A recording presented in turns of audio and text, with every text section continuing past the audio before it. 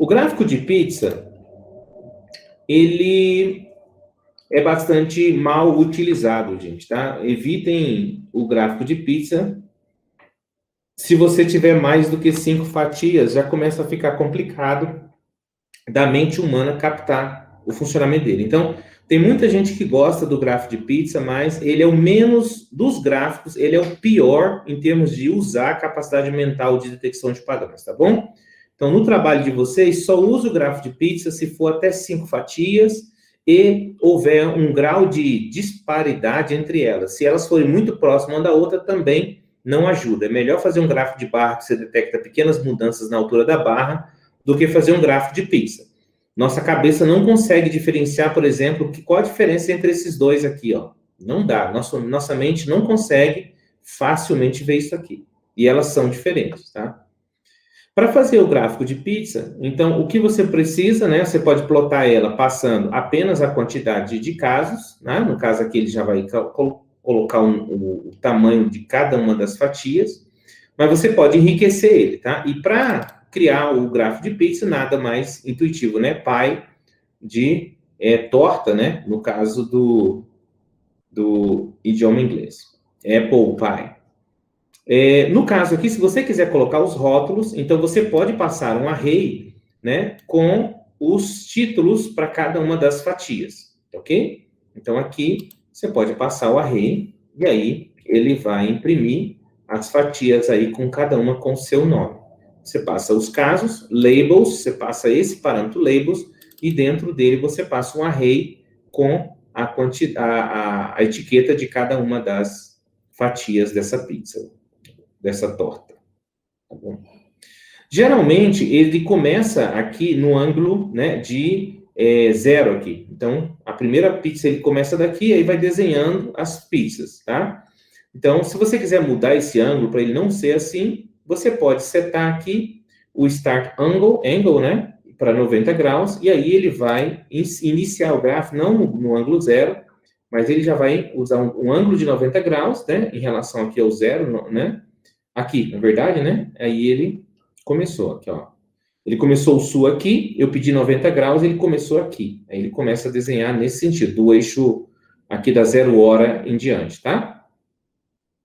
Essa é a diferença. Ele começou daqui, aí ele foi preenchendo as pizzas em sentido horário, da forma como elas aparecem nos dados. Existe, às vezes, o interesse de você sacar uma fatia dessa aqui, né, para ficar destacada do resto do gráfico. Então, existe esse parâmetro explode, e você pode dizer quanto você quer explodir em cada uma das fatias. Então, é um array com o mesmo tamanho, né, dos labels, e você diz o quanto você quer afastar uma dessas fatias. Então, você controla cada fatia individualmente, tá? Aqui eu pedi para afastar a fatia, a primeira fatia, mas se você quiser a primeira e a quarta, você pode colocar aqui também, né? Vou colocar um 0.1 aqui, ele vai afastar a primeira, né, a 0,2 e vai afastar, ó, isso aqui é, né, a 0, né, e a 1, né? 0, 1, aqui a primeira, a segunda, a terceira. Primeira, como é que ele fez aqui? São 4 fatias. Primeira, segunda, terceira. Ele está contando como primeira. Vamos ver os labels, como é que está na sequência aqui, só para a gente ver de onde ele está partindo. Labels. Com primeira região, centro-oeste. Centro-oeste é a primeira. Ok? Depois vem nordeste, norte e sul. Eu alterei a primeira, segunda, terceira. Primeira, segunda, terceira. O norte, isso mesmo. Então, o norte, a etiqueta norte, ela foi afastada aqui em 1, um fator 0,1 aqui, 0,1, e ele afastou ela. Você pode controlar individualmente cada uma delas, ok?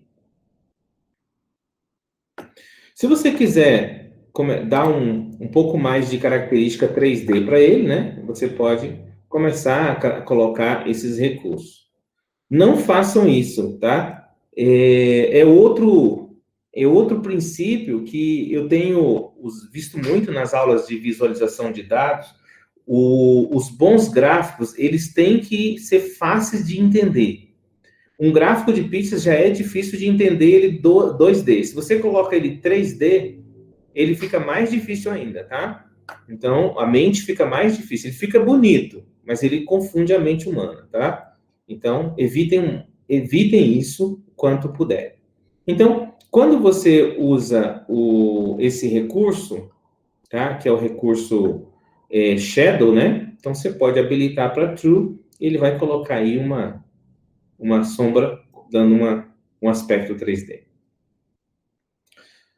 Se você quiser controlar as cores, você vê que todo isso aqui, ele definiu que cor seria cada uma das pizzas, das fatias, mas você tem todo o poder de controlar isso, igual você fez para os pontos do gráfico de dispersão, assim como nós fizemos, né, para isso, nós podemos controlar a cor de cada fatia passando um array do tamanho do array de labels, né, aqui se eu tenho 5 regiões, eu tenho que ter 5 cores, e a região centro-oeste, que é a primeira, vai corresponder a green, a segunda red, yellow, e lembrando, você pode passar aqui qualquer coisa que corresponda à cor.